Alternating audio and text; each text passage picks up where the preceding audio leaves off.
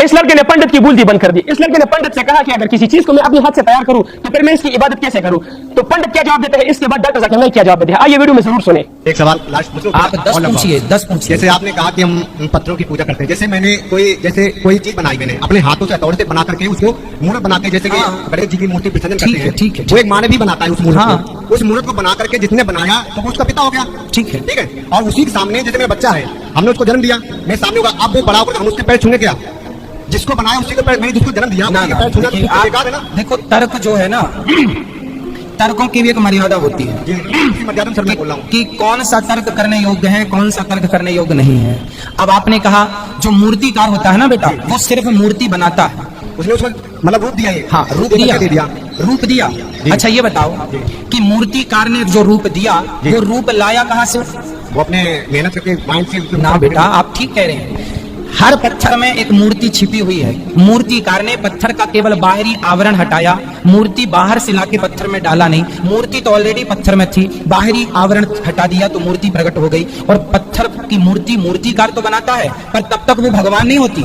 जब मूर्ति को ला करके वेद मंत्रों के द्वारा उसकी प्राण प्रतिष्ठा कराई जाती है, तब वो भगवान होते हैं ना बेटा। एक रूप में आप भी भगवान हो, आपकी माँ भी भगवान है। श्री तुलसीदास जी ने कहा है, सी राम मैं सब जग जानी, सब भगवान है। कण कण में है तो श्री कृष्ण, पर बोला जाएगा कि ये संसार है। संसार कुछ नहीं है बेटा, ईश्वर ही संसार है। मिट्टी ही घड़ा है, सोना ही आभूषण है, आभूषण अलग से नहीं आए, गोल्ड ही है। उसी तरह तुम भी भगवान हो, ये भी भगवान है, तुम्हारे बच्चे भी भगवान है, तुम्हारे घर में जो पेड़ लगा है वो भी, तुम्हारी गौ माता, तुम्हारी बकरी, सब ईश्वर है। सी राममय सब जग जाने। अगर मैंने सबको अगर ईश्वर माना तो हमारा ये देश आज इतना पीछे क्यों है?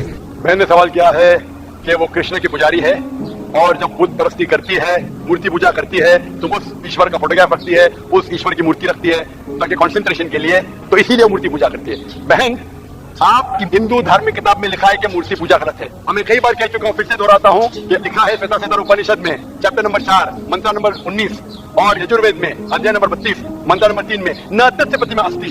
उस ईश्वर, उस भगवान की कोई प्रतिमा नहीं, कोई फोटोग्राफ नहीं, कोई पिक्चर नहीं, कोई पेंटिंग नहीं, कोई बुत नहीं, कोई मूर्ति नहीं। आपकी मजहबी किताब में साफ तौर पर लिखा है मूर्ति पूजा गलत है। फिर भी हिंदू धर्म के अधिकारी पंडित मुझसे कहते, मैं जब कहता हूँ आपके मजहबी किताब में साफ लिखा है गलत है, क्यों करते हैं मूर्ति पूजा, तो वो कहते हैं कि मूर्ति पूजा करते हैं, मानते हैं गलत है, लेकिन मूर्ति पूजा करते कंसंट्रेशन के लिए।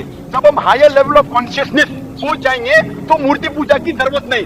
पहले शुरुआत में कंसंट्रेशन के लिए मूर्ति जरूरत है, हायर लेवल पे, हायर कॉन्शियसनेस पे मूर्ति की जरूरत नहीं। तो मैं उनसे कहता हूँ, उन पंडितों से और आपसे भी, हम मुसलमान हायर कॉन्शियसनेस पहुंच गए, हमें मूर्ति की जरूरत नहीं।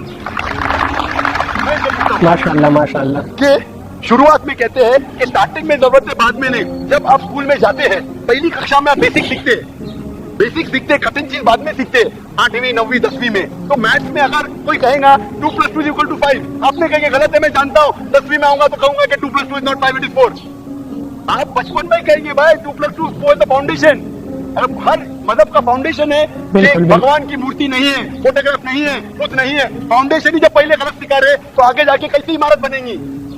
तो इसीलिए इन पंडितों से जब मेरी बहस होती है, गुफ्तगू होती है, वो जवाब ही नहीं दे सकते। वो कहते मानता हूं कि हमारी मजहबी किताब में गलत है, लेकिन फिर भी इनिशियली कंसंट्रेशन के लिए। तो मैं कहता हूं कि हम मुसलमान इनिशियली भी हमें जरूरत नहीं मूर्ति की, न बुद्ध की। हमें हमेशा हक बात कहना चाहिए, और ये साफ तौर पे लिखा है सारी मजहबी किताबों में, चाहे हिंदू मजहब की किताब हो, ईसाई मजहब की, यहूदी मजहब की, इस्लाम मजहब की। मूर्ति पूजा गलत है और हराम है, और हमें इससे दूर रहना चाहिए। हमें खुदा के कलाम पे, खुदा के अहकामात पे अमल करना चाहिए, ये दीन के ठेकेदारों के नहीं। अगर आपको लगता है कि जाकिर गलत है, जाकिर को भी छोड़ो, जाकिर इस्लाम में 0 है। अगर जाकिर वो बात कर रहा है जो खुदा से मिलती है, जो आखिरी पैगंबर से मिलती है, इसीलिए मैं हवाला देता हूँ, चैप्टर नंबर वर्स नंबर। इतने हवाले थोड़ी फेंक रहा हूँ मैं, आप चेक करो और जाके तहकीक करो, संतुष्ट हो जाएगी तो अमल करो। तो मैंने इतने हवाले दिया हूँ बहन, आप मानते हैं कि मुझ पर गलत है अभी? Sir, I completely agree with what you said. माशाल्लाह, आप अग्री करते हैं लेकिन अमल नहीं करते। बहन, Bhagavad Gita does it say that you have to do idol worship? Sister, I don't want you to be very religious. At least be a little religious. And the basics of religion is that idol worship is haram, idol worship is forbidden. I am asking you where, which chapter, which verse of Bhagavad Gita tells you that you have to do idol worship? Which verse? माशाल्लाह माशाल्लाह, आपने देखी दूध का दूध पानी का पानी हो गया। तो उम्मीद करता हूँ वीडियो आपने देखी होगी। अगर वीडियो पसंद आई तो दोस्तों के साथ लाजिमी शेयर करें और हमारे पेज को फॉलो करना ना भूलें।